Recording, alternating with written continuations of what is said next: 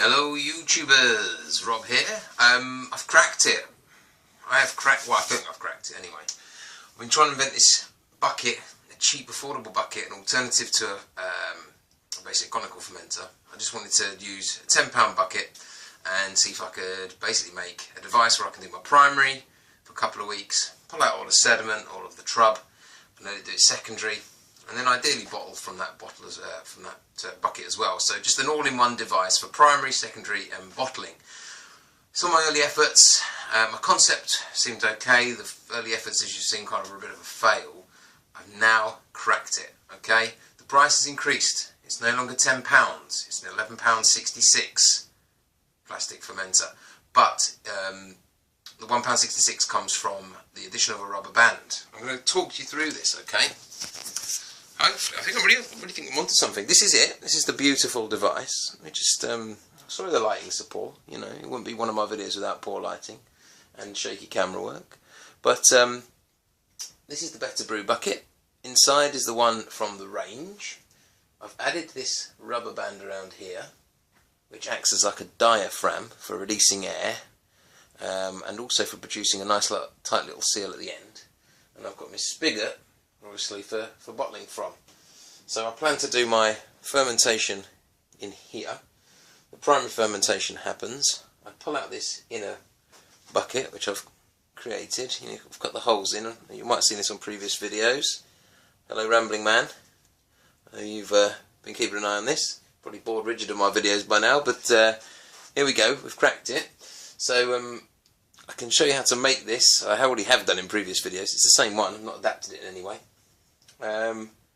Yeah, just the addition of a £1.66 62cm, and that's the complete diameter lackey band. This is about 1 metre in diameter, believe it or not, when you roll it out, and it stretches to fit, basically. So I'll show you how it works, and you can tell me maybe what you think.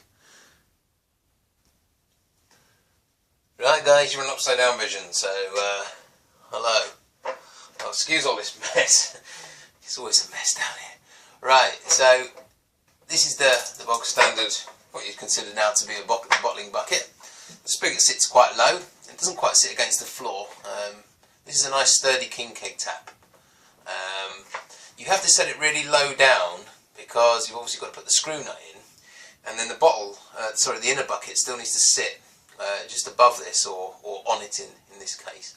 It doesn't matter, but really you've got to put it as low as you can, you know, using this hole saw that I've got attached to my drill there. So yeah, let's put that down. Move this out of the way. It's still on. Let's turn it off. Right. So yeah, there's the bucket. Best angle for you to see that at. Now here's the inner device, which I've not changed. It's the same one. It's just an inner bucket from the range, £10 bucket, and I've added this £1.66 ordered off eBay, 62cm. Well, it says it's 31 because it measures it just in a line, so it's 31 in a line, giving you obviously 62 around the outside, and then it stretches to meet the 100 marker here. I set this to just below the height here of this hole, because I don't really want lots of trub coming in underneath this that will end up ultimately in the secondary. So that's how it sits. I'll just pop it in there and I'll let it go. It works its kind of way in a little bit. There we go. And then that's it. It sits in as so. You're not necessarily going to see this too well, so I'll explain it. You will be able to hear the noise, I'm hoping. Crank up your volumes. We're going to pour in the beer, so I would be normally doing this from my Buffalo boiler. I'll be turning the tap on after the boil and just letting the normal 3/8 tap do its thing. This will be coming out a little bit faster than that, but I'll be typically pouring it up the side that's not got the holes. Okay, we've now breached the defences of the rubber. We don't want it to hold the water back, or the beer back. We want it to fill that gap underneath the bucket. Okay, and albeit there will be some sediment, it's not 100% proof. There will be a little bit. You're going to get certainly rid of 90% and just leave about 10. You're certainly going to get all the hop trub though, that's the main bit. You'll still end up with some yeast sediment, but it's enough to be able to do decent, I guess, month. You can see it bubbling away now as it tries to free up the oxygen. Okay, so the rubber acts as a diaphragm, releasing the air. Just a simple left,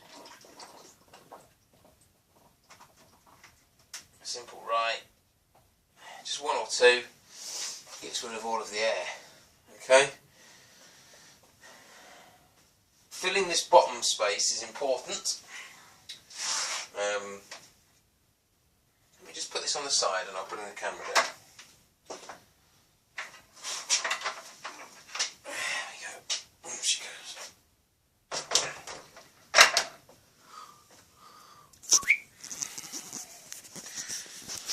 So, yeah, if this is just full of air, because, by the way, 2 buckets the same size locks this as an airlock. And you put the water in, nothing really trickles out because it can't get enough air out to fill it up. So you end up with this kind of space of oxygen, obviously, which you don't want when you then try and pull it out. Plus, when it's got that there, it acts as a vacuum, makes it impossible to pull it out. So you actually need this to fill up. Albeit, you are going to have that much, and there'll be some sediment that comes off the back of that at the end. So we're not 100% proof like you would be with a Conical. But for basically £11.66, it's not the end of the world really compared to a big Conical.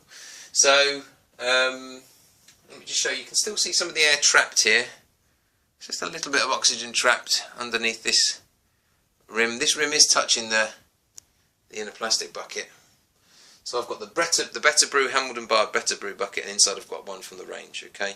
And they're slightly offset in size, so what you want to do is just try and get them slightly offset in size if you do want to do this. Obviously you can actually just get thicker and thinner elastic bands depending, but this seems to work okay.